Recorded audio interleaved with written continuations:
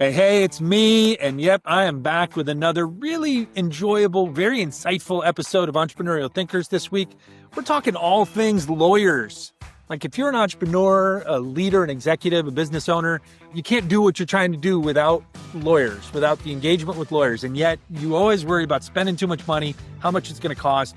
Do you really need them? Are they worth it? Let me tell you, yes, they are.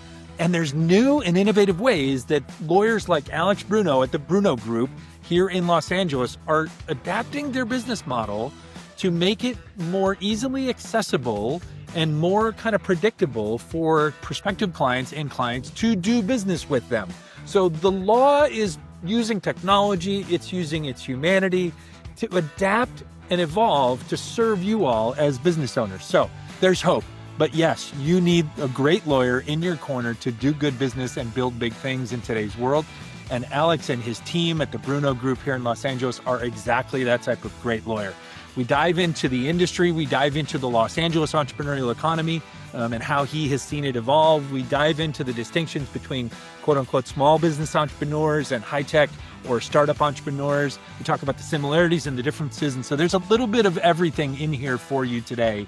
If you're an entrepreneurial thinker, an executive, a business owner of any sort in any community, we just give it a little bit of a LA flavor taco vibe here that you'll appreciate. If you hang around to the end of the episode, you'll get what that reference is. But we hope you enjoy this episode yourselves as much as Alex and I did making it for you.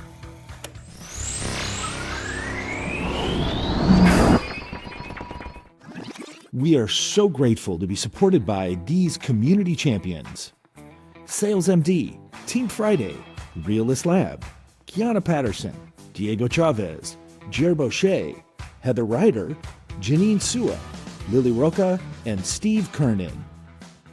Hola, hello, hi, bienvenido, and welcome back, or welcome to, maybe for the first time, Entrepreneurial Thinkers. As you may or may not know, this is the show where I get to have weekly conversations with some of the best and brightest entrepreneurial thinkers across all sectors and segments of society and industry. As I always say, as we come together to try and understand the world a little bit better, and then ideally to leave it a little bit better than we found it.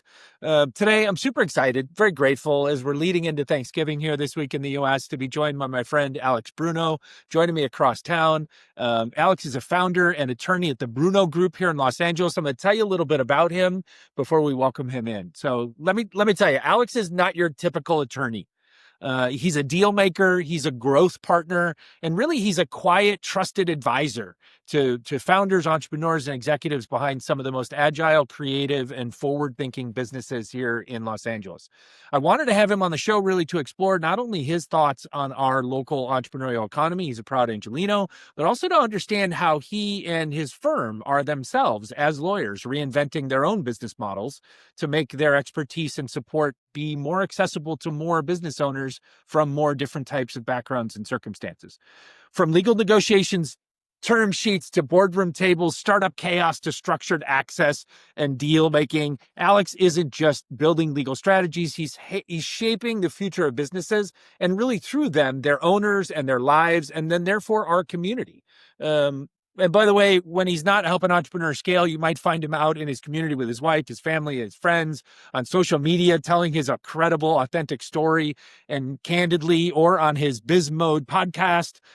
He's also a proud Cal Bear. He's a UCLA Law School graduate, a Dodgers fan, and a really true believer in Long LA, as we always talk about around here, through and through. So I'm super excited and very grateful to kind of talk business life and some of the real stories behind LA entrepreneurship with my friend Alex Bruno. Alex, welcome to the show, buddy. It's been a bit in the making, so thanks for being here. I know. Thank you for having me, Rob. I'm grateful to be here. Super excited.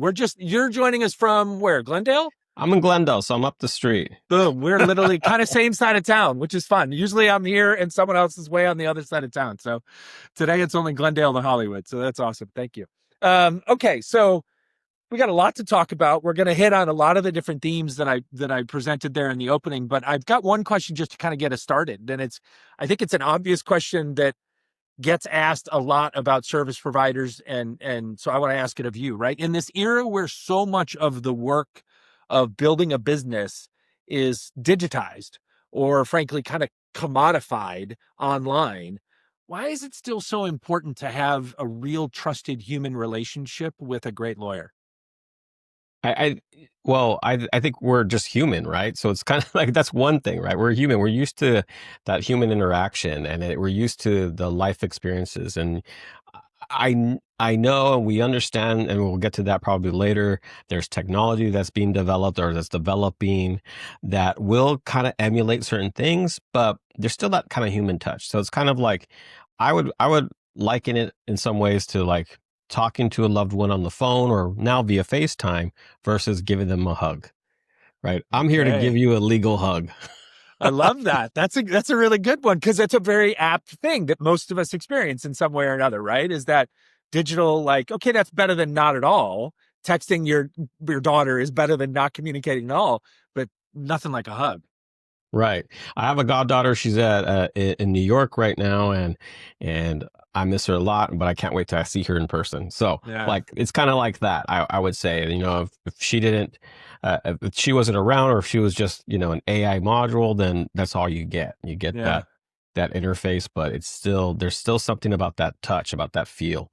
And I think it's probably similar why some people choose to, even though it's very easy now to shop online, some people still choose to go into the stores and pick up their groceries, or if they need a new pair of pants, looking at going actually trying them on rather than, okay, I'll get them sent to me, I'll try them on, I'll return them back. They want to have that experience. They want to have that feel. Yeah. No, I totally agree with that. And like you said, we will talk more technology and stuff, technology and the law a little bit later in the show. But it's an awesome testament to you, frankly. Again, it's you are the human touch, right? Like anytime, and I can think of one circumstance in this past year where there was someone who had asked me to meet a lawyer, and then you guys met, and you wound up helping her. And I just thought, like, it's that personal relationship. Like Alex Bruno came to mind because you're a trusted quality person. You're a good human being, right, as well as a capable professional. And that is literally ultimately what this person needed. They didn't just need the forms filled out or the tech checkbox ticked off, right? So I appreciate that about you. All right, so talked about you're a proud Angelino, right? You've been practicing law here for 20 plus years, I think. That's right. How have you seen the local economy, just in general terms, kind of changed? Like how has doing business and being a lawyer, Hmm. helping people do business and grow business here in Los Angeles changed over the last 20 years? Well, I'll just comment first on like what has changed from my perspective as to the local economy. And I think as Los Angeles in general, when I'm saying Los Angeles, I mean, I'm proud, born and raised. I was born I always say in Hollywood. We could talk about that at some point, but I was born in Hollywood. I was born in one of the hospitals in Hollywood. So, Love it. I'm actually born and raised, but the LA in general is like it's huge, right? So we're looking at the county, we're looking at other cities as well. And with that, I think if you look at from 20 years ago to now, I think there's been a shift of less reliance on other geographic areas for stuff. There's a Okay. lot of stuff like we have our own ecosystem where we don't have to export import. We're actually the ones kind of facilitating the exports and the imports, but if we need to function on our own as a region, we can do it. I'm a strong believer in that. Yeah. Wow, I love that. It's funny. I love to toss out statistics about our region and the city, the state, et cetera, all the time online. And this is one that backs up what you just said, and it's one that not many people think about on a daily basis. But if LA were, if the region, as you say, the metro region, were a country, right? So we always talk about if California was a country, it'd be this big.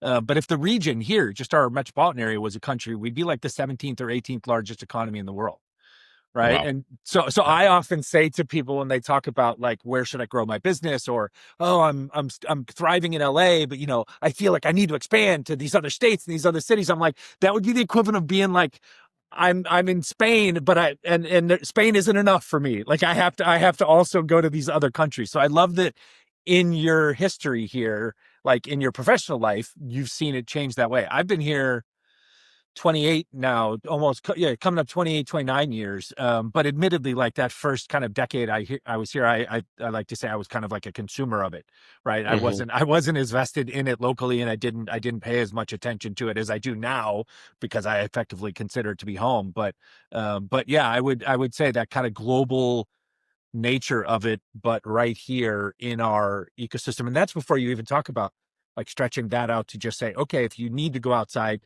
to fulfill some of your business needs or capabilities, you could go outside the region and still stay in the state, Right. Yeah. right? I mean, Yeah, and we're not even touching on culture, right? We're not even touching on like how diverse the area, the area is, which is great. So if you want a certain type of food, there's chances are it's in the Los Angeles area. It's yeah, somewhere around here. Or if you want to meet certain people from a certain country, they're here. yeah. So I think it's a great place it's been a great place for me to grow up, and I think it's a great place for a person uh, to build a company. I'm curious on that last point because that's something I never actually thought about until you just said it, right? So like we know those of us that live here or lived here for a long period of time, we know that diversity is the strength, right? I mean, literally the diversity of the economy, the diversity of our culture, the diversity of our demographics, from where people came from and before they built themselves businesses or homes here. You work in a diverse set of industries, like you represent lots of different types of Right. business owners and businesses in that narrow sense. Like, is that dramatically, I mean, immigrant Mm. population has always been a huge part of the Southern California landscape, we know that, but like in this 20 years you've been practicing law, do you see more of like, oh, there's more types of businesses or restaurants or retail companies or manufacturing businesses that are from other places than there were when I started in year one? I would say from my perspective, there's more service businesses that I've seen. And Interesting. it could be a function of me just targeting service-based businesses, but I Sure. just feel like it's a good place for services, right? Manufacturing, we do have a great manufacturing component here in Los Angeles. So despite what people think, there is a lot of manufacturing going on here. Yeah. It's still here. Um, um, yeah, restaurants are yeah, they're still growing. All those things are still happening, but yeah, I see a lot of different service providers. No, that makes sense. And as you say, as the overall economy has grown to become so self-sufficient, right, that creates more opportunities for more service providers to build more businesses to help other businesses grow. Specific to you, like you weren't practicing, like you didn't have your own shingle hanging out the door, right, day one. I mean, but you do now, and you have for some time. Like, how has it changed in this span of time for you? Like, how have you adapted and changed the way that you provide your services to your clients or build relationships in the community? Well, I think I mean, one thing is I like to say, a lot of times it was like people and paper. And what I mean by that is like I said, still that face to face. There was that face to face where you interface with the clients a lot directly, and we committed things to paper. We still commit things to paper because we're lawyers, and at least from the type of law I do, you got to commit things to paper. But now that paper could be a PDF as opposed to a written document. Yeah. So that's kind of like just a little glimpse of what's changed, and it's kind of like the way we communicate. I get a lot more communication with my clients via email than I do with a telephone. I still have a bunch Okay. of clients that love to call, Yeah. but everybody's chances are they're trying to reach me through my email than by Yeah. the phone. Fascinating, and also not surprising. You'll laugh at this quick story. I did an interview yesterday for an upcoming episode with a CPA, for a pretty good sized firm in Denver, and he was joking. We were talking about kind of the differences and how he thinks differently entrepreneurially about his practice and their practice now versus how he did in his case almost 30 years ago when he started.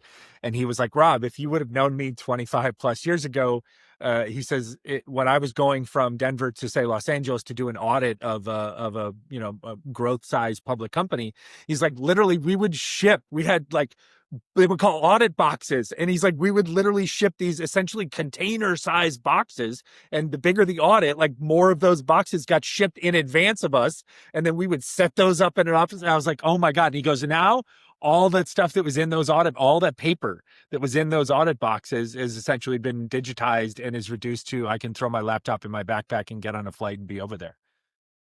Yeah, and that's amazing. That's the beauty of it, right? It's kind of like that logistical part of it Yeah. is you can kind of cut that you cut that all out. I remember early on in my practice, I had a something in New Jersey when I was with a firm, and we had to do that. We had to coordinate getting like boxes, like bankers boxes, at least 6 bankers boxes over to New Jersey before I got there, so we could share it with the other, Right. the other parties. So it was, but yeah, now it's like I was thinking flash drive, but I'm like, you don't even need a flash drive, you just need it on the cloud. Right. And so it's I think it's a great thing. Yeah. All right. So going a little bit further on this technology stuff, right? So in the era of EI or AI now, right, which is inevitable, no matter who I'm talking to, no matter what sector or segment of society I'm talking to someone about now on the show, I have to ask where AI comes into that. So in your world, like how are you dealing with technology in your practice, and do you see it as a value add? Right? Or do you see it as a threat to your existence, which we hear all these crazy prognostications, right? Like lawyers and accountants are going to be the first ones that we won't need anymore. It's all going to, and I'm like, that's nonsense for some of the reasons we've already talked about. But Hmm. like, talk to me about AI in your practice specifically, and then more in the macro. We are so grateful to be supported by sponsors like our friends at Shore Capital. In today's venture capital world, it's not just about cash, it's about relationships. Capital is harder to find, limited investors have fewer managers that they can trust, and the industry is just filled with far too much hype. Shore Capital is an early stage venture fund investing in the world's most ruthlessly iterative founders, helping its limited partners to find founders who are solving the world's most dynamic problems. Teams that excel in mastering the idea maze. Teams moving with a rapid, iterative velocity and demonstrating radical resourcefulness. Shore Capital doesn't just write checks, though. They become fractional co-founders when needed, offering strategic support, high leverage relationship development, and a deep commitment to the long-term success of their portfolio companies. If you are a ruthlessly iterative founder with a bold vision, or a limited investor seeking sustained access to the brightest big thinkers of our time, Shore Capital wants to meet you. So visit shorecapital.notion.site to learn more. Yeah, it's just funny that they want to get rid of like the thinkers and the Right. creatives. They want to create images and rather like use AI to pick up your garbage. Like how do we figure that out? That's what we need. We need That's what I'm AIs talking to about. clean the sidewalks, not to do that. But I mean, so like you said, I've been practicing for over 20 years. About so in my 10th or 11th years when I decided, and I had that entrepreneur spark, I decided, okay, I'm going to leave the firm and I'm going to go on my own. So when I went, that was around the time like LegalZoom was starting getting a lot of momentum. And Okay. so part of my original business model was like, oh, we're going to sell a bunch of corporations and a bunch of LLCs to people, and this is how we're going to make money. But LegalZoom was there. So I was like, so I've been through it with like kind of LegalZoom. We're knowing that like you're not going to make a living Yeah. off of making corporations. We still do it all the time. We still do a good number of them, because of what we talked about earlier, the human touch, and they want to have, and the strategy, right? There's strategies to it. There's certain things that AI can't capture yet. I say yet because we don't know. Sure. But I see it as more as a tool and as an initial reference point right now, because Okay. right now it's still very young, it's still learning, but it's a tool for me. Like if I need to compile something, like I work with a lot of healthcare companies, so in the health industry, and we're trying to figure out, and they're usually they have 50 state strategies. So sometimes I'll go into AI and say, hey, I have this information. Can you compile it and give me a map of what it looks like, of who's got this regulation and who doesn't? So that Okay. way, that's great. That's great use of it for me. Yeah. I use it as a tool. I also use it as an understanding of when a client approaches me and say, "Hey, I already ran this through AI. I know that they're going to be Oh, running things through AI as well, or they've created it through AI." Because I was used to it when people used to Google right. contracts. Right. They're not Googling contracts anymore. They're using ChatGPT, Gemini, Okay. whoever, To like whatever, create the templates and to stuff create the for the. template. Oh, Yeah. And so okay. they're like, hey, I created this template. I'm not sure if it's any good. What do you think? And I always say right now, and that my opinion could change in about a year, but right now it's a good starting point. Okay. It's not really polished yet. And Um, is that kind of your general, like, your general advice related to clients using AI? Are there any other as you get more into like the true depth of the law, like in contract law or things that you're doing with negotiations or licensing in different states or different countries, like are there certain things related to like AI or even maybe data collection practices or regulations that you find yourself now having to give a lot more advice on than you ever would have? Oh yeah. I Yeah. mean, one thing is I'm like, don't rely on what it's telling you because of the not only the hallucinations or whatever you want to call it, but it's creating stuff based on whatever inputs are were given to it in the past. Right. It's also creating stuff based on the way you prompt it. So if you're not prompting correctly, you think you got a good contract or you think you got good legal advice, then you could be in trouble for that. And then you mentioned data collection. I'll just mention that really quickly. Uh, your data is not protected in there. So if you use it, like as people have done that too, they've done reviews. They say, "Hey, I got presented with this service agreement, and I want it to just say what's good and what's bad." Strip the identifying information, or else it's going to be part of a system and it's Okay. discoverable. So if you ever get in Right. a dispute with somebody, they can pull that from the companies because the founder of ChatGPT, Sam Altman, said, "Hey, we'll turn it over." Oh, geez. So Yeah. so Okay. like you don't have any privacy rights in AI. I think you might in certain ones. So if you had your own proprietary one, you might. I would still be kind of wary of of just throwing like, okay, you just got this offer from somebody, throwing the whole offer with all the information because it's going to come. It's learning, so it's going to learn from that, and then someone can ask for it. So what I've done as a strategy, actually, what we've done before, and maybe this is not good to reveal, but I will do it anyway. When we have someone acquiring a client or we're doing the acquiring, I'll put in the terms and see if something pops up. Okay. So if someone's analyzed their stuff or see if there's an offer out there, because if someone didn't do a good job of hiding their personal information, I might be Ah, able to find it. interesting. That's pretty clever. Yeah. There you go. There another reason the value added of the human versus just the computer, right? I love that. All right, I'm gonna break here and actually kind of get out of sequence a little bit because I we've talked about so much of your insights into some very specific things already that I want to give folks a chance just to understand more about the practice, about the Bruno Group, right? So if you could kind of give us kind of the commercial, right? Kind of tell us about your services, the profile of different clients, types of clients you work with or like to work with.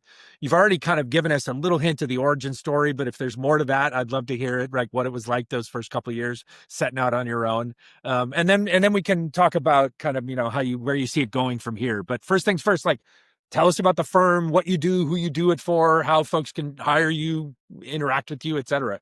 Sure. Yeah. So I'm a business and I call myself a business and corporate attorney, and I help business owners, entrepreneurs, companies with their growth by helping them with their legal stuff. Anything we talked about starting them up. So like creating the foundational documents, not just incorporating them, but also making sure that the foundational documents are in place. So in case there's a problem with founders or a problem with the company, you have something in place to kind of mark that. And then we help with their governance because there's a lot of rules required regarding your governance. Like if you have a corporation is a separate person. It's like a legal person. Doesn't have a heartbeat like us, but it still is a person under the law, and you got to treat it as such. So if you don't maintain it, you could be personally liable for stuff. So we help our clients stay above that. And then of course, like I always harp on a lot is when they're ready to sell or they're ready to expand their footprint, we're there to help them with that. So it's all a transactional practice. We don't go to court. Sometimes people ask me, "Oh, what judge have you seen?" And I'm like, I haven't seen a judge unless it's socially. I haven't seen a judge in like 15 plus years. Yeah, I did take a case on pretty on when I was early on in my solo practice, but I haven't done any litigation stuff in yeah. forever.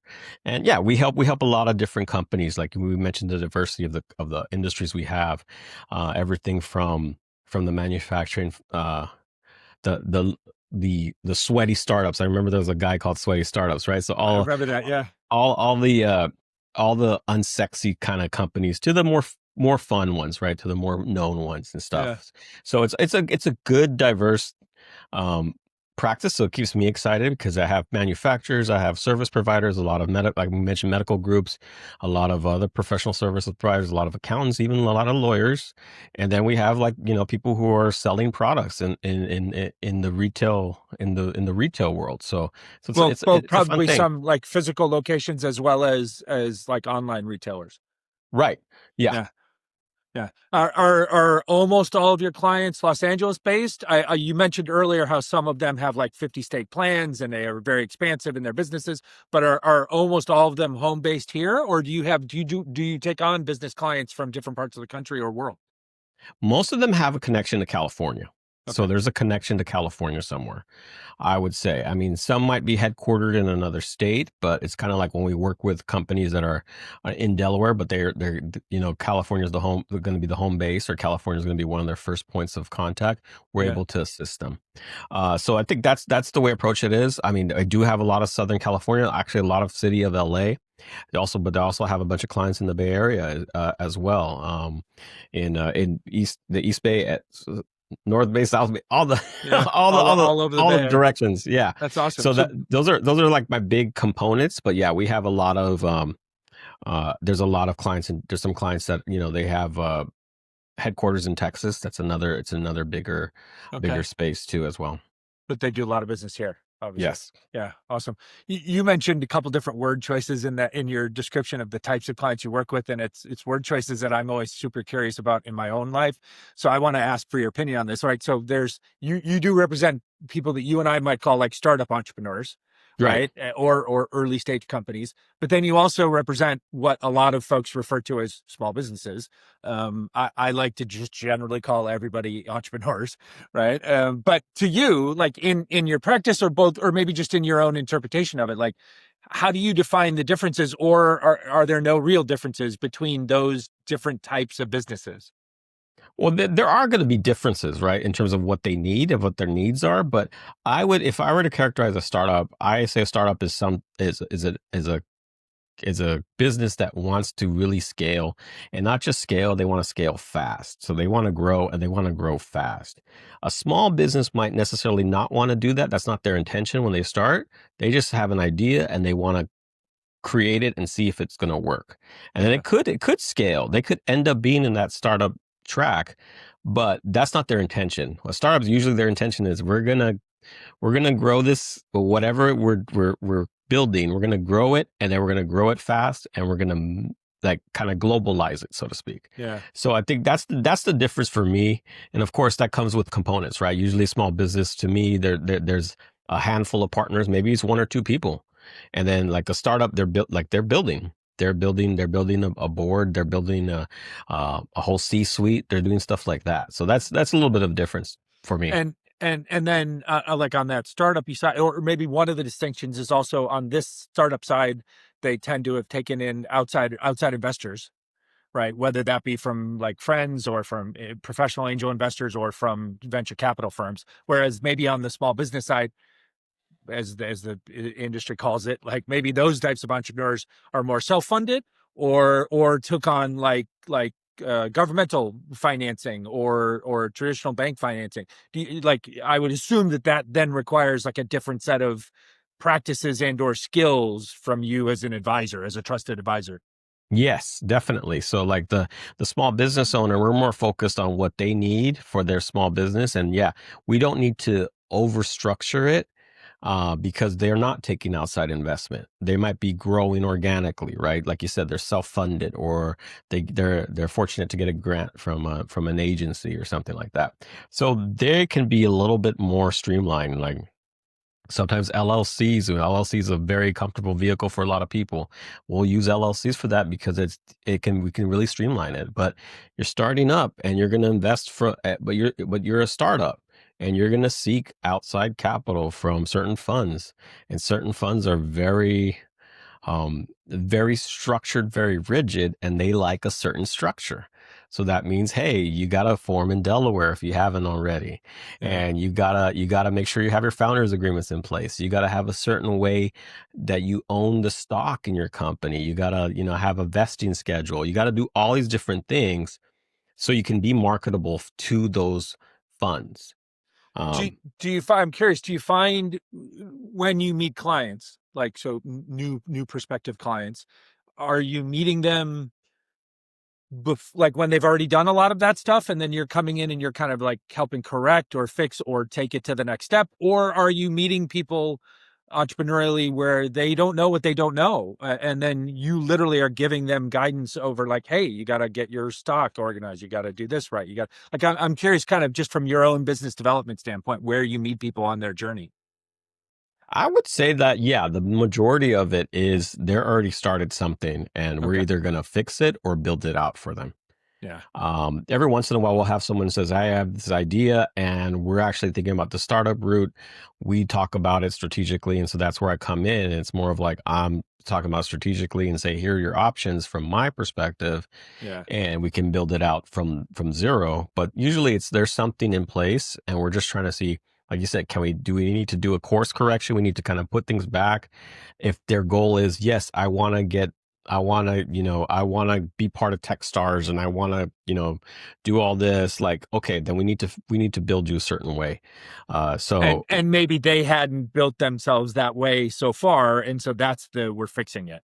yeah, so I mean, a lot of people will start in the state that they're operating from, or they've read something online, or their AI told them, you know what, Wyoming's a very good Right, state to right, form a yeah. company because Wyoming doesn't Uh, do an income tax, and so they form in Wyoming, and then like an investor is going to be like, why are you forming in Wyoming? We there's no right. connection here. There's no so You and I just dated ourselves, right? Because like 2010, you would have met that prospective client, and they would have said to you like, LegalZoom told me I should form in Wyoming. But 2025, you're right. They're most likely going to say like the AI said, right? ChatGPT told me to do it yeah, in Wyoming, and it's just so same kind of outcome. Like seeking insight, which I get, like we're all lost in the forest when we start, right? And so we're all just trying to seek inputs from wherever we can.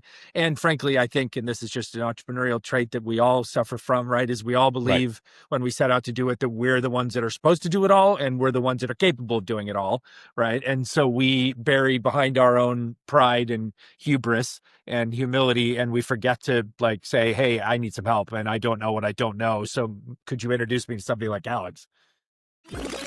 We are so grateful to be supported by sponsors like our friends at eSudo. You know, running any business, but especially a law firm, means balancing a lot. And technology, frankly, shouldn't be a headache. eSudo makes information technology and cybersecurity simple for law firms large or small. With over 20 years of experience, they specialize in everything from Microsoft 365 management to advanced cybersecurity solutions. They help you to stay ahead of threats, manage your data securely, and keep your tech running smoothly so that you can focus on what matters most, your clients. eSudo understands the legal industry's unique needs, offering tailored solutions to ensure that your firm is always in compliance and always protected. Are you ready to upgrade your firm's technology or get help with your questions? Visit esudo.com.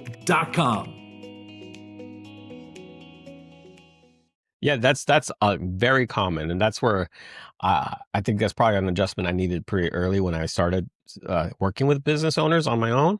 Is the idea that we are tinkerers, we like to create, we like to do it ourselves, so we have to kind of unlearn some of that. Keep that curiosity there, right? Keep that Yeah, knowledge there, but realize that your best output's going to be at your highest expert level that you are. It's not yeah. going to be, hey, I got to do my own taxes. It's like, no, I mean, unless you're, unless that's what you No, do, right? unless you're great Yeah, at that, right? yeah. No, But yeah, like, yeah, yeah. you should be doing whatever makes you special, whatever is the secret sauce that you have, because that's where people are going to catch on to you. It's funny, right? Because we're all taught, like through school, and as we get early in our career, we're all taught to try and be super generalist. Like we're supposed to be great at one thing, but then also good at everything else. And I always say, like as an old man now, I always say I got lucky in that when I was a kid coming up, my dad had what you just described. Like he had a very particular point of view that I think in respect of him was like way early for the way the rest of us caught on to it. And I'll never forget the way that it manifested. I once asked him, we famously had like a little, like the gas station and mechanics garage, like in our neighborhood in Chicago, right? Was not far down the street. And it was like where you walked past it every day. Right. And so you knew these guys from the time you were born and lived in that neighborhood. You knew Mike and his team, and they ran that gas station. They fixed everybody's cars, etc. And then yet on my older brother was like a car junkie. And so he loved to fix cars. And so he was famously always fucking up his car because he was trying to fix it himself in our driveway. Right. And I one time asked my dad when we were walking to get a haircut and we walked past Mike's shop, and I asked him, I was like, how come we take our cars to him, like to get fixed? How come you don't try and fix it like my brother, like Jack does? And my dad looks at me and just casually, as like we're walking down the street, I'll never forget, it stuck with me all these years. He said, "Hey, your job in life is not to try and be expert at everything. If we were all expert at everything, there would be no need for Mike. There would be no opportunity for Mike. And Mike is really expert at that. And what Mike does there to help support all of us in fixing our vehicles and servicing our cars and getting us our gas enables Mike to take care of his family. And that's how this works." And like that, literally, I was probably 10. And I, man, like that has repeated itself so many times. And I, at a young stage of my career, I would have bosses that would get on my ass and be like you're outsourcing, delegating too much to these other people. And I'm like, I don't want to be expert in that. Like Right. I like in the tech company I was working, like I have the contracts person who in corporate, and she's expert at that. And she loves that. That's all she wants to do is contract stuff. I'm out in the field. I'm building the relationship that's going to sell that deal. But I don't want to be involved in that. Right. So like I trust her. And the bosses that were the micromanagers, they would be the ones that would just try and shove you into being everything for everybody. Early on, I always remember that story of Mike the mechanic from my dad. Right. I'm like, and it's still true, as you just said, it's still true today. 100%. All right. So a little bit of my story there, fun interjection. I want to talk about your story, right? Because you're pretty active on social media for a lawyer guy, as right in modern day. So you've taken to social media in a way that, as you know, because I've told you this repeatedly in DMs, like I think is absolutely terrific. You're very personally, authentically, as the kids would say, right, telling your story, and you're doing it in a number of different ways. So my first question to you isn't so much about you, but just your appreciation for storytelling. Like, how important do you think it is for your clients as business owners to learn how to really tell their own stories to their markets or their communities? It's super important because that's the sale, right? So we're all in sales. Well, one thing is like that's something I learned early on is that we're all in sales. We're all salespeople, no matter Yeah. what we do. There's none of that. But how do you sell? You tell a story. You add a story to it, and people buy from things they like. Things they like, and they attach themselves to stories. That's why you see these brands, the brands that do really well, is because they have a story behind them, Yeah. or they're trying to develop a story. So I think it's super important for people to have a established story, something to kind of help people connect with you, right? And Yeah. so for me, we talked about how the practice has changed, where it's not longer uh, people. Even though I love to meet people in person, it's now, we don't get a lot of FaceTime like we used to. So it's like, how else can I express myself to others and kind of show, like you mentioned early on, that I'm not like the typical lawyer, right? The Right. stereotypical lawyer. You are Like, not. right. So like that's really important to kind of express to them. Like you should feel very comfortable coming to me and talking to me rather than, okay, he's a stuffy lawyer. He's gonna be mean to me, or he's gonna charge me millions of dollars, whatever it Right. is. Yeah. Right. So like that, and that's what the point of what we're trying to do with the videos, which ironically or videos and other social media posts, which ironically it's kind of interesting because I tend to, I tend to skew introverted. So it's kind of interesting to have, Yeah, you've said that before. I find that first of all, huge compliments to you, right, for quote unquote like breaking out of your own normal personality shell. But also like it's an incredible realization that hey, I'm capable of this. and I see where the value is added in building relationships. Because I bet even your existing clients, when they see them, they're probably like, "That's my guy. Like that's awesome. I love." And they may never say that to you or not, but right, like there's that little added piece of credibility, of trustworthiness, of humanity. Yeah, no, for sure. I mean, that's I had a client yesterday. They came by. They're about, I think we've had them for like, they mentioned it. They reminded me, it was like we've been together for like 8 years or so. Yeah. And they're like, "Oh, I saw you on LinkedIn saying something." Da, da, da, da, da. And I'm like, "Oh, thank you for See, watching." So it's like so stuff like like that. So like, it's a way to right. keep in touch. Right. Literally, you're doing the legwork of maintaining and nurturing that relationship at scale. Like when you're not physically one-to-one doing it, right? That's awesome. All right. So kind of a punchline of one of the big reasons that I wanted to get you on the show was in one of those videos, in a particular video that you posted, you described what I'll call kind of an innovative business model for lawyers. Ah, okay. Right. And so let's call it kind of a subscription membership type approach is what it sounded like to me as I listened to it about how your fee structures can be or how you can work with clients. So man, like let's talk about that. Tell me all about that business model approach to building your practice and engaging with different types of clients at different points in their journey. Because from what I know of the legal world, like that's pretty unique. It is. I mean, there's some great people out there, and actually some of them are in my circle, so it's really good to learn from them as well. But I just for everyone to know, like the traditional model is, hey, give us a bunch of money, and anytime we touch your file by time, we're going to bill you for our time, even up to A six retainer, a right? So retainer, and up to it six would pay you an minutes. upfront Yeah. amount of money. We're going to pay, and then you don't know what it's going to be because we don't know what it's going to be. So, but when we bill you, we'll bill you, and then if you owe us money, then you got to pay us. And so, the part of what creating some type of membership and creating and moving more towards flat fee, because that's another part. It's like flat fees for stuff, Okay. is to reduce that concern from a client perspective. And also, I don't really like billing by the hour. I don't like that if I have to take a phone call, I have to actually bill you for the phone call. Sometimes it's like, okay, we only talk. 15, was that 15 minutes or 13 minutes, right? Some people did, yeah. Some people would do like a 15-minute minimum, or some firms used to be. I'm glad, thankfully, I don't think I was ever part of a firm that required us to have a minimum.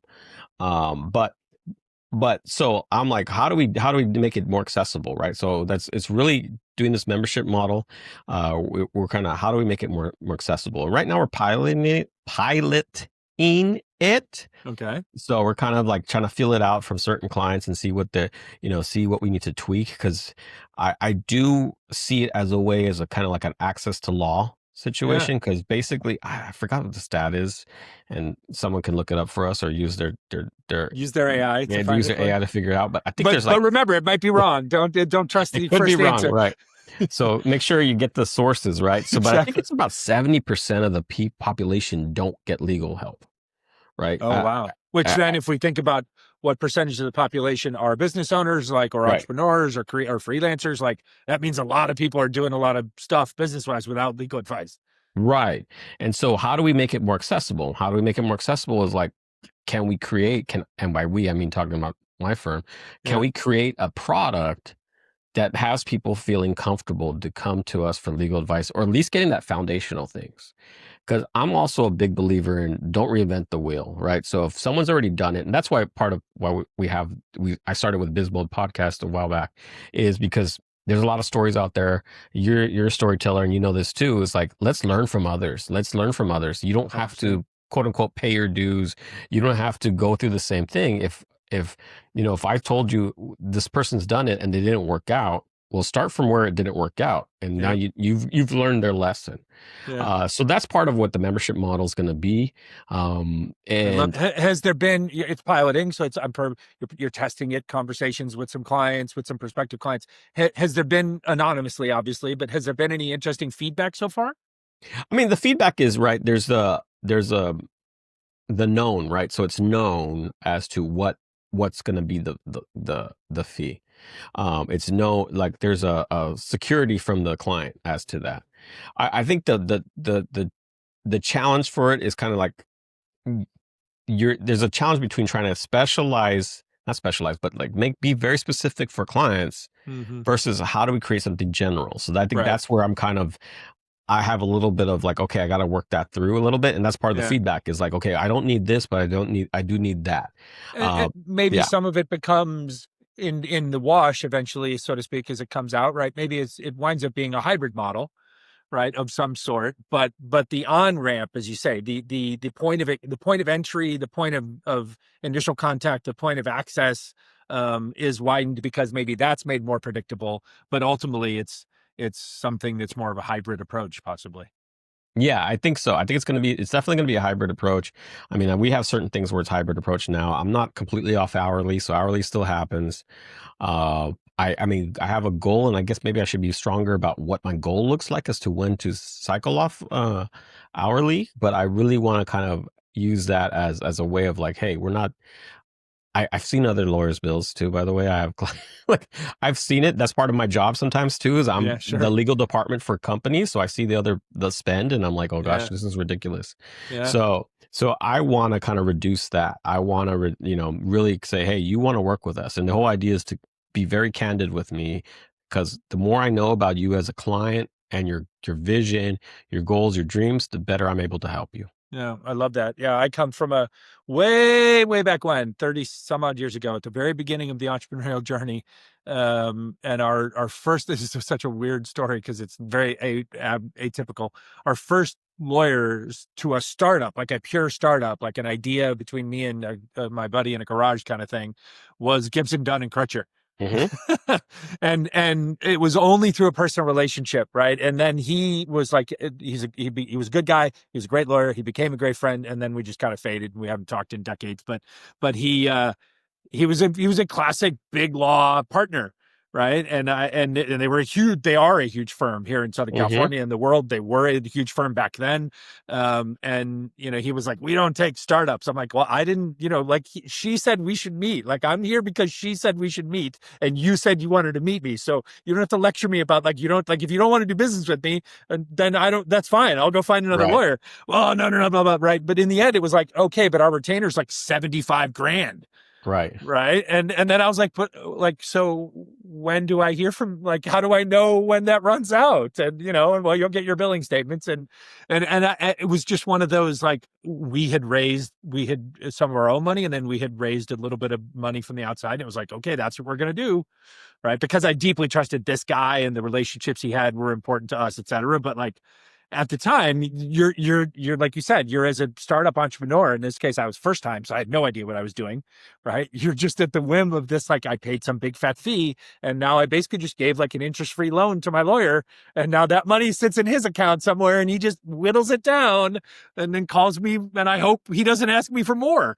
Right? Hmm. And it was just such a strange dynamic, and that so anything that would add some predictability Right. to that for business owners seems like it would be a fantastic. And then to your point, operationally for you, oh, now all of a sudden you start to see some, because you've got a mature firm. Seems like you would start to see some predictability of revenue for yourself, which is then operationally like nice to have for you.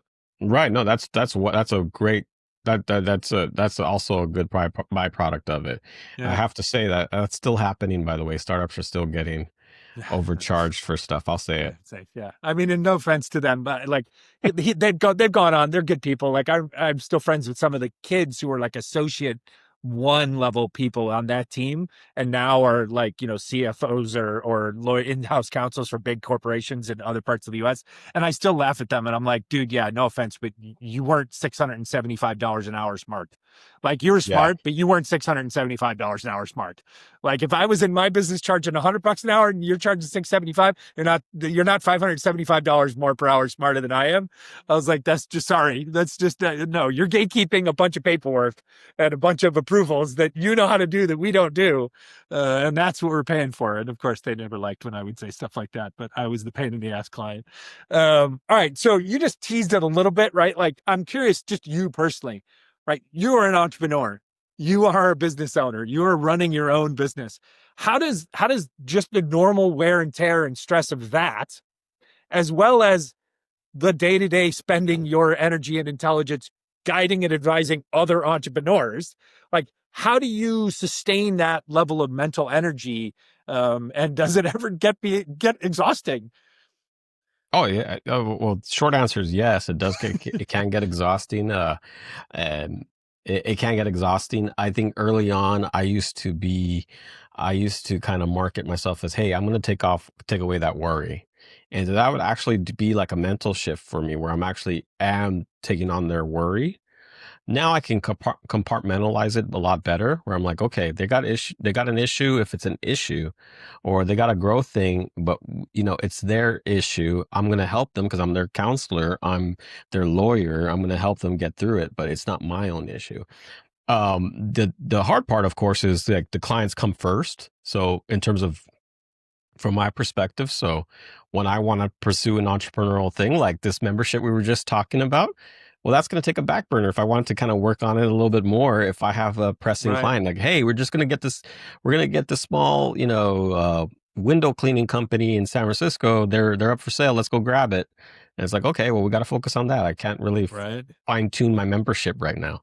Yeah. That's the other thing that's kind of can be a challenge, but it's definitely important to kind of compartmentalize it and really create that you're not taking things personally when something might not go as great, or there's something happening for the company. We care for our clients a lot. I search for clients that are going to be in alignment with how I feel as a person, or what I value. But at the same time, it's their baby. So we're going to make sure that we can take care of their baby, but we're not their parent. We're not that baby's parent. No, you're the smartest uncle in the room. Yeah. Right. We're the cool, we're the fun uncle. Yeah. TL Alex, trust me. We are so grateful to be supported by sponsors like our friends at Plaintext Capital. Investing in Web3 and cryptocurrencies isn't about jumping on the latest trends. It's about understanding where the market is headed and why.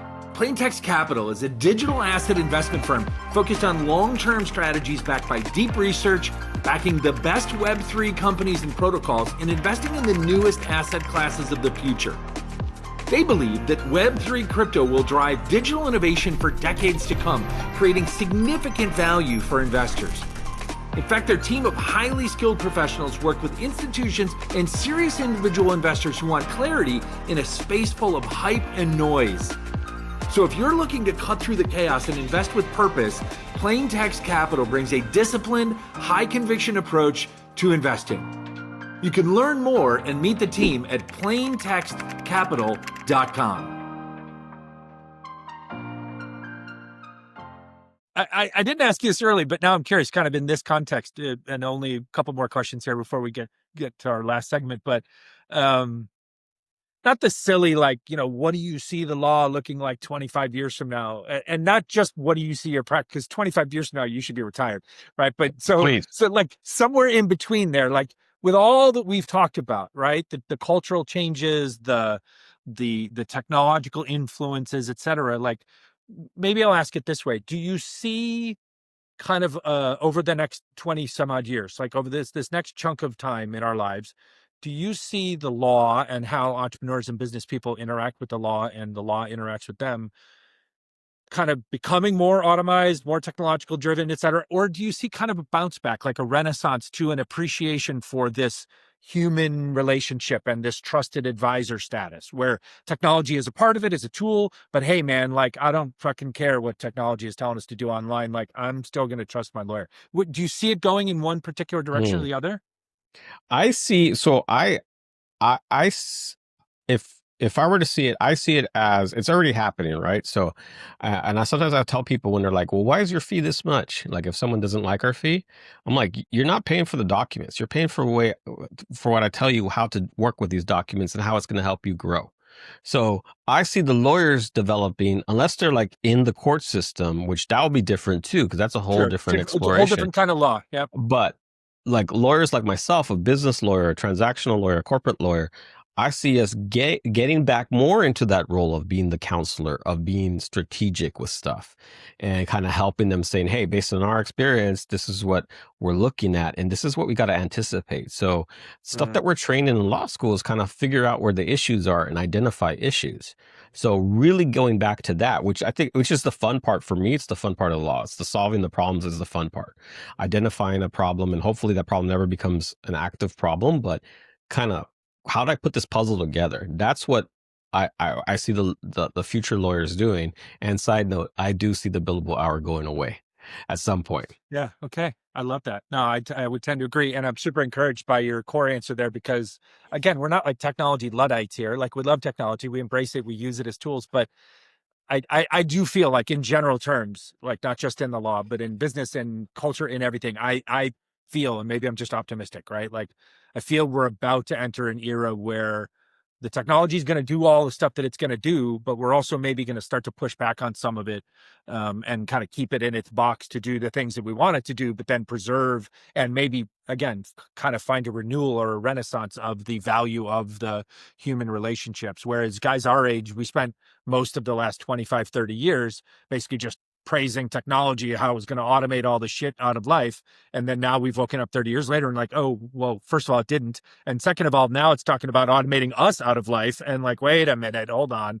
So I'm feeling like there is going to be this renewal. It's one of the reasons I love this. I love this medium, right? I'm so committed to long form conversation as a mechanism for conversation and business building and storytelling, because in the face of all the other stuff, I don't think this can be replicated. Like, you can't AI your way through Rob and Alex sitting on this particular hour, this particular day, having this particular nuanced conversation. So I love that. All right. So I got one last question before we get to our closing segment question. Okay. And this is very particular. She won't care if I name her, our mutual friend, Lauren Greger, Hey, right? Lauren. We love Lauren. We love what she did at Rent a Romper. I have the Rent a Romper water bottle in the other room, because it's my go-to water bottle. But one of the reason we have her in common is because one of the services that you offer advising entrepreneurs or business owners on is selling their business, Right. right? Or having it acquired. And these, in the technology world, for those that are familiar with the startup techie world, these are called exits, right? And there's a big mismatch, in my humble opinion. So I want to talk about that a little bit. Like, there's a big mismatch in the perception of what these things are, and then how real stories actually play out most of the time, right? And these can be quite human and emotional experiences. Mm-hmm. And they're not always kind of the rainbows and cotton candy outcomes where everybody becomes instantly billionaires and just goes and lives a life of luxury, right? And so I would love, if you could, about that particular service that you have a lot of skill at dealing with, give us some insights on how that end of business life cycle happens. And then, I mean, if you have a story or two, and again, you don't have to, we can anonymize the stories. I would love to hear a couple of those, because I think everybody starts a business with a dream someday that they will build it so big and then it will be successful and they will sell it and then cash out. And you and I know that just doesn't happen as often as people think it does. No, it doesn't. And there's the statistics for that. About 85% of businesses fail within the first 80 or 85. Again, you can look this up, but make sure you look at the Small Business Association or administration for that. So a lot of companies fail, and fail can mean different things, right? So fail can mean it's not that dream exit, which is, hey, I'm going to build this thing up. I'm going to 10x, which is the fun tech thing. Is like, I'm going to build revenue, so it's 10 times what we have, and it's going to be great. Sometimes it doesn't happen that way, and I mentioned earlier that a company or a business for somebody is their baby. It could be a baby for them because they've grown it. They've had an idea and they put the idea into the world, and there was good feedback or semi good feedback. So when you're talking to someone about that, they come to the realization that, you know what, I can't do this anymore, or I'm presented with an opportunity where it makes sense for me to move on. It can be very, very stressful for them. It can be because they're they're basically kind of transferring their dream or shutting down a dream that they have. I say it all the time. Like you're literally grieving a loss, the loss of It is. the loss of a loved one. And if we admit that we don't know what we're doing when we start businesses, right? Because we don't, like, we surely don't know what to do or what we're doing when it comes to how do you end one. And yet, as was the case with Lauren, and again, benefited hugely from your guidance and advice and caring, experience, support of her, but also then just learned a lot on her own. Like, you can create good outcomes that aren't the outcomes that you thought you had, like, were the only there. You think that there's only one path to success and there's only one successful outcome, and the truth is that's not true. But you need great advisors around you to help you craft those good outcomes. Right. And there's other ways to do it, right? There's ways to get, you're building something, so there's some kind of value you have.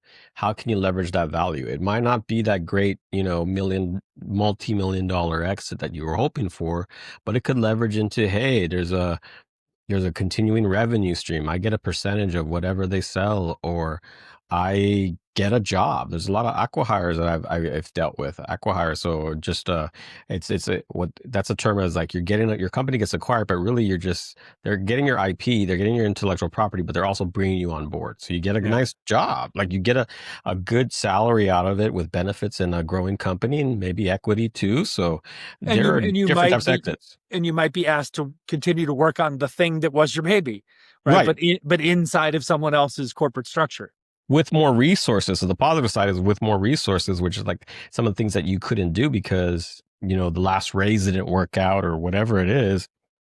You have more resources. So there are different ways to go to get a positive outcome of it, and also know that it's it wasn't a quote unquote failure, because I mean, I think the word failure is a moving target. I know I said businesses fail, but the term of businesses fail just really means that they're no longer around. Right. The entity, it doesn't exist any longer. Right. It doesn't necessarily reflect on the human that was behind the entity initially. No, there's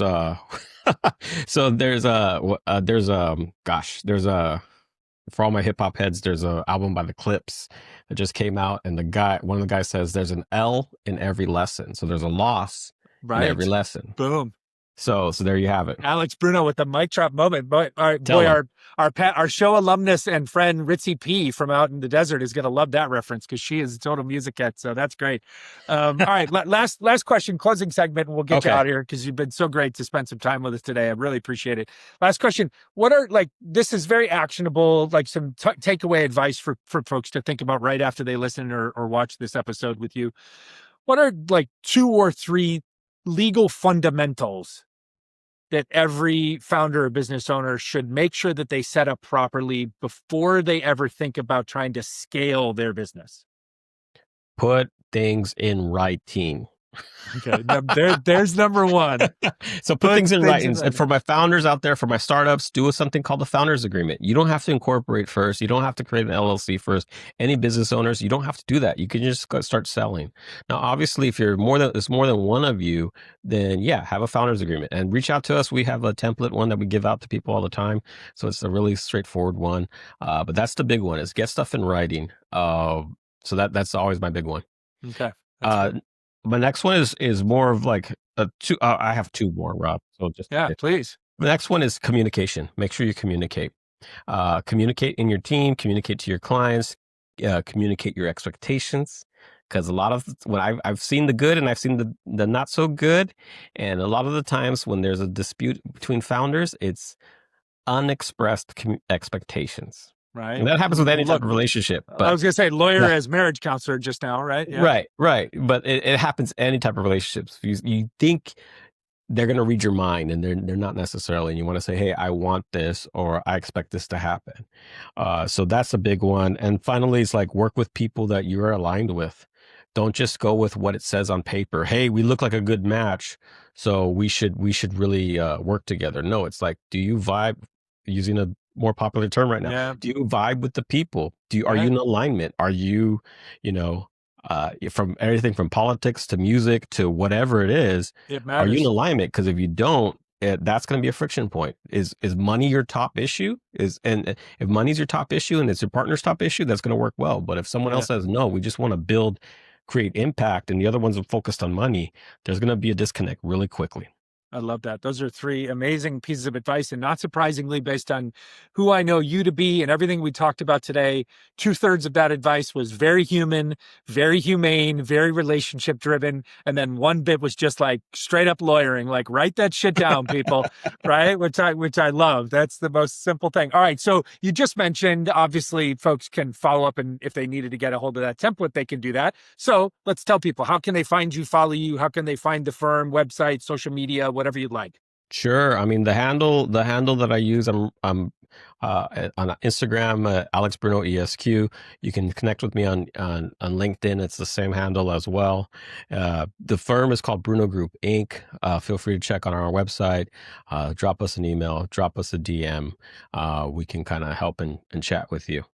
Check out what's your podcast? Oh, thank you for the plug. The Biz Mode podcast. Let me see. I have something here. Here we go. Biz Mode podcast. Boom. We are on good platforms. So you got Spotify, you got Apple, Amazon. Everywhere you need to be. Everywhere you need to be, do it. No, we're kind of a little deficient on YouTube, so we'll get there. But yeah, check it out. There's a lot. Like I said, there's a lot of stuff in there. I'm trying to help you not reinvent the wheel. I'm trying to drop gems for you, either personally or bringing on some great people. And by the way, one of our more popular things is a friend of mine, Memo Torres. He's very popular right now. He's one of our first guests. So he was right. Was he really? Yeah. So Holy cow. So he was right when he was doing more of a transition where he was starting to get in with LA Taco. So this was like 2019. Yeah. Okay. And so I'm actually like LA Taco in its original incantation of what it was supposed to be. Not gratefully what it has become. Yeah, this was when he was just like, hey, I'm already eating these tacos. I'm going to start I'm vlogging it, right? I'm going to do the vlog part of it. But we were just talking about the transition, and it was great. So I was like, I gotta remind people, like, that's like part of his origin story. Like, I love that. We gotta bring that back. I got to put a shameless plug in here while we're on air, so it's on the record. Like you're the third person in my little circle, not surprisingly, our circles overlap, that has mentioned him for some different reason in the last 2-3 weeks. And so now I'm like, okay, I've got to get him on my podcast at some point. I gotta have a conversation with him about all the stuff that they're doing and how he's evolved as an entrepreneur and how it went from what it is to what it is. And yeah, I mean, there's so much going on there when you think about my curiosity around just thinking differently, being an entrepreneurial thinker about the way we attack life and our opportunities and our challenges. So yeah, that's my shameless shout out to him. And I hope to have him on someday too, with your help. But buddy, I got to tell you, this was exactly the conversation I thought we would have. In another place or world, we would have been having tacos ourselves while we would have been talking about this over lunch. So I'm super grateful for you. Always, I'm grateful for this time together. You helped us shed some light on both how people can be and are beginning to think more entrepreneurially about the law and about the practice of law and how to evolve to provide service to entrepreneurs, but also from the point of the entrepreneurs, like how they can and should be differently thinking about how to work with lawyers and why to work with lawyers in today's world, where you think you could just go and give everything to ChatGPT and it's going to tell you everything you need to do. It's just not true yet. And I don't believe, nor do you, and nor do we hope, I think, that it ever becomes true in the span of our lifetimes. But I'm super grateful. Thank you, buddy. It was a real pleasure. Thank you. Well, I hope you enjoyed that episode as much as I did recording it. As always, we thank you so much for listening and watching. Today's show was recorded here in Los Angeles and produced by the incomparable Deanna Bernal in Mexico City. You know, we can only grow this show by you listening and sharing the show with friends. So please find, follow, subscribe, and share our audio-only show on Spotify, Apple, or via any other popular podcasting platforms, as well as find the video version of our show now available on our YouTube channel over at Entrepreneurial Thinkers. And of course, you can follow along on our various social media platforms for fun and informative clips and content at Entrepreneurial Thinkers, wherever you can find us. And if you'd like to connect with me, you can find me at I Am Rob Ryan on just about any social media platform. Gracias, thank you, and have an awesome day.